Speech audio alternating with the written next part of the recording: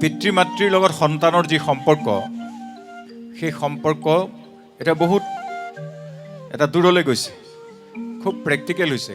বৃদ্ধাশ্ৰমৰ শব্দটো নাই, old house আমাৰ নাই। আমি পিতৃ মাতৃক শ্ৰদ্ধা আৰু ভক্তি কৰি বৰ্তমান সময়ত আমাৰ সম্পৰ্কবিলাক পিতৃ মাতৃৰ, মাতৃ ভগ্নীৰ এই অৱক্ষয় হৈছে।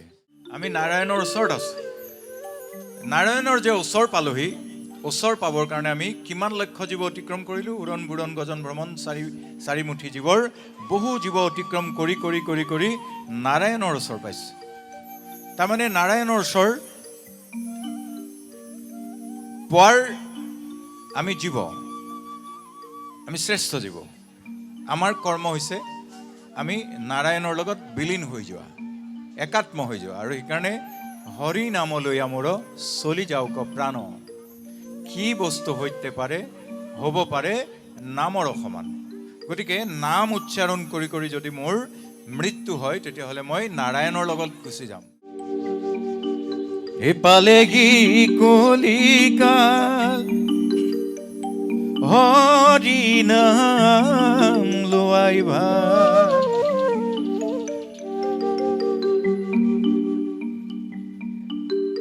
এই সাধু সংগত হৰি নাম পাই, ঘোৰ কলিকালে হৰি নাম নললে আত্মাৰ তৰণি নাই। ও ভাই আত্মাৰ তৰণি নাই। কলিত আত্মাৰ তৰণি পাবৰ কাৰণে আমি কি কৰিব লাগিব?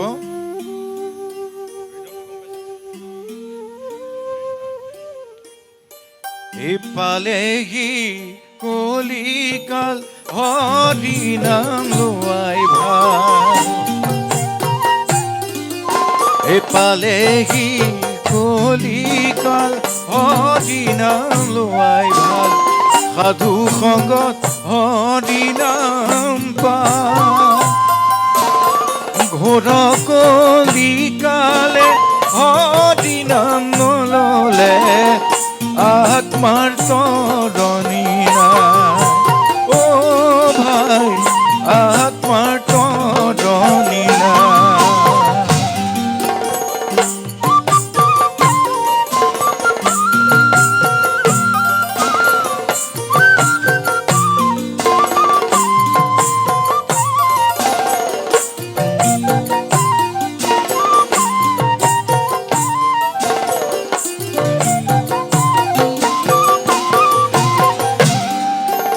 কলিৰ অত্যাচাৰত জৰ্জৰিত প্ৰজা,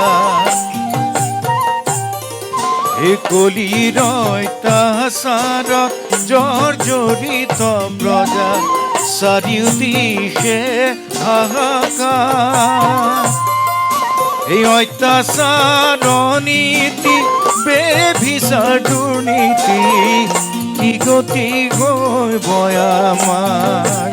ও ভাই কি গতি হৈ বয়ামাৰ, এপালে কি কলিকাল হৰি নাম লোৱাই ভাল, সাধু সংগত হৰি নাম পাই, ঘোৰ কলিকালে হৰি নাম ললে আত্মাৰ তৰণি নাই। ও ভাই আত্মাৰ তৰণি নাই।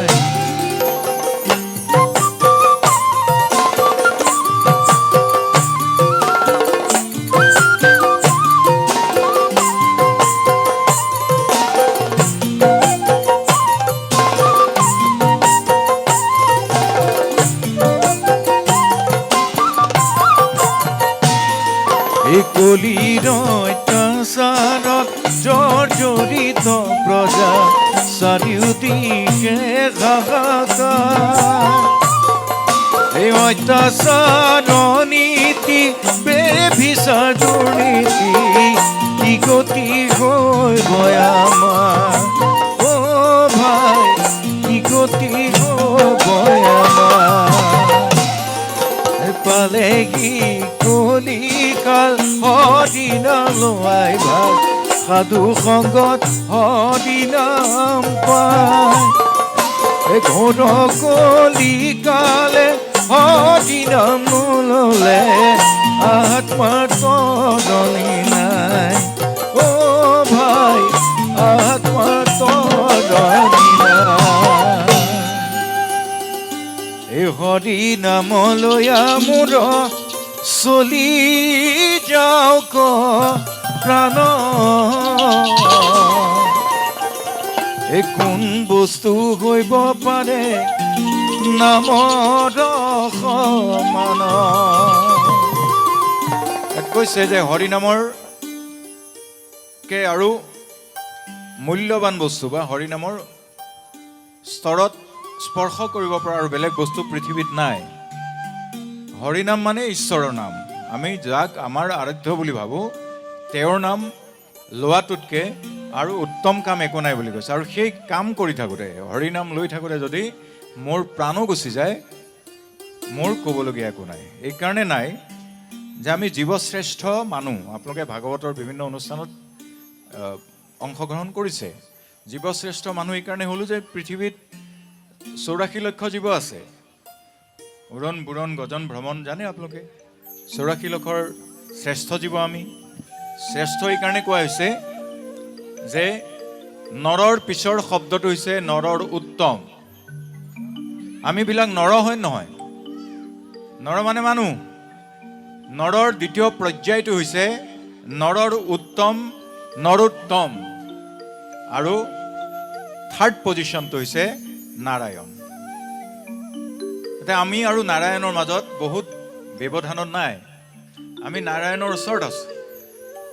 নাৰায়ণৰ যে ওচৰ পালোহি, ওচৰ পাবৰ কাৰণে আমি কিমান লক্ষ্য জীৱ অতিক্ৰম কৰিলোঁ? উৰণ বুৰণ গজন ভ্ৰমণ চাৰিমুঠি জীৱৰ বহু জীৱ অতিক্ৰম কৰি কৰি কৰি কৰি নাৰায়ণৰ ওচৰ পাইছোঁ। তাৰমানে নাৰায়ণৰ ওচৰ পোৱাৰ আমি জীৱ, আমি শ্ৰেষ্ঠ জীৱ। আমাৰ কৰ্ম হৈছে আমি নাৰায়ণৰ লগত বিলীন হৈ যোৱা, একাত্ম হৈ যোৱা। আৰু সেইকাৰণে হৰি নামলৈ মোৰ চলি যাওক প্ৰাণ। কি বস্তু হৈতে পাৰে, হ'ব পাৰে নামৰ সমান। গতিকে নাম উচ্চাৰণ কৰি কৰি যদি মোৰ মৃত্যু হয়, তেতিয়াহ'লে মই নাৰায়ণৰ লগত গুচি যাম। তাতকৈ আৰু উত্তম মৃত্যু হ'ব নোৱাৰে। সেইকাৰণে নাম লৈ থাকোঁতে মৰিলে আমি নাৰায়ণক পাই যাম। গতিকে আমি জীৱশ্ৰেষ্ঠ। আকৌ আমি পোক পৰুৱা, কীট পতংগ, গছ তৰুলতা, মৎস্য বা ইত্যাদি ইত্যাদি বিভিন্ন জীৱ জন্ম হ'ব নালাগে, আমি নাৰায়ণৰ ওচৰত পাম। ইয়াত থকা প্ৰতিগৰাকী ব্যক্তিৰ, কণ কণ মইনাসকলৰ পৰা বৃদ্ধসকললৈকে জীৱনৰ এটা গুৰুত্বপূৰ্ণ শব্দ, যাক ইউনিভাৰ্চেল ট্ৰুথ বুলি কোৱা হয়, চিৰন্তন সত্য বুলি কোৱা হয়। সেই শব্দৰ এটা শব্দ আমি জীৱনৰ পৰা হেৰুৱাই পেলালোঁ। সেইটো হৈছে আমি জন্ম হ'লোঁ। আমি জন্ম হ'লোঁ, আকৌ আমি জন্ম হওঁ নে নহওঁ আমি নাজানো। জন্ম যে হৈছোঁ এইটো আমি জানো যে আমি মানুহ হিচাপে জন্ম হ'লোঁ।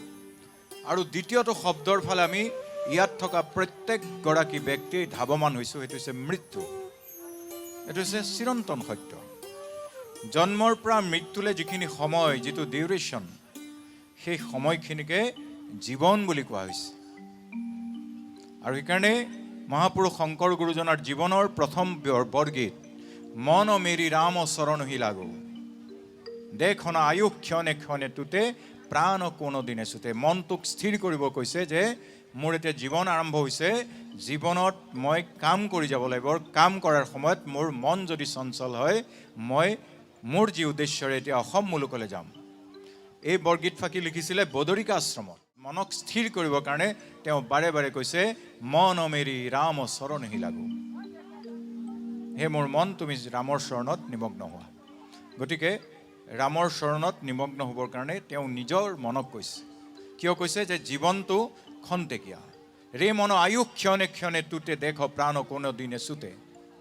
ৰে মন কাল অজগৰে গিলে তিলেকে মৰণ মিলে। আমাৰ জীৱনটোক কালে গ্ৰাস কৰি আছে। কোনদিনা আমি মৃত্যুৰ মুখত পৰোঁ ঠিক নাই। গতিকে জীৱনত আমি ল'ৰা ছোৱালীক শিকাব লাগিব ভাল কাম কৰিবলৈ। ভাল কাম কি? যে আমি আমি কৰ্মৰ দ্বাৰা নৰৰ উত্তম হ'ম আৰু আমি কৰ্মৰ দ্বাৰা নাৰায়ণৰ লগত বিলীন হ'ম। কৰ্ম মানে ৰাতিপুৱাৰ পৰা গধূলিলৈকে ঈশ্বৰৰ নাম লৈ থকাটোও নহয়, আমাৰ জীৱিকা আছে, সকলোবিলাক কৰি মেলিও আমি ঈশ্বৰক ধ্যান কৰিব লাগিব, আৰাধনা কৰিব লাগিব। সেইটোৱে কৈছে, এই হৰি নামলৈ মোৰ চলি যাওক প্ৰাণ, এই কোন বস্তু হইব পাৰে নামৰ সমান। এই হৰি নামলৈ মোৰ চলি যাওক প্ৰাণ, কোন বস্তু হইব পাৰে নামৰ সমান।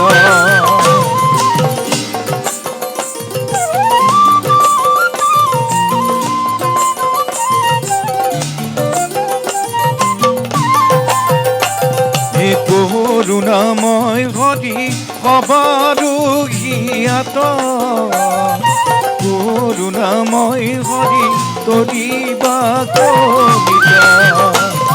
এই হৰি নামলৈ মোৰ চলি যাওক প্ৰাণ, কোন বস্তু হইব পাৰে নামৰ সমান। হৰি নামলৈ মোৰ চলি যাওক প্ৰাণ, কোন বস্তু হইব পাৰে নামৰ সমান। এই কোন বস্তু হইব পাৰে নামৰ সমান, কোন বস্তু হইব পাৰে নামৰ সমান।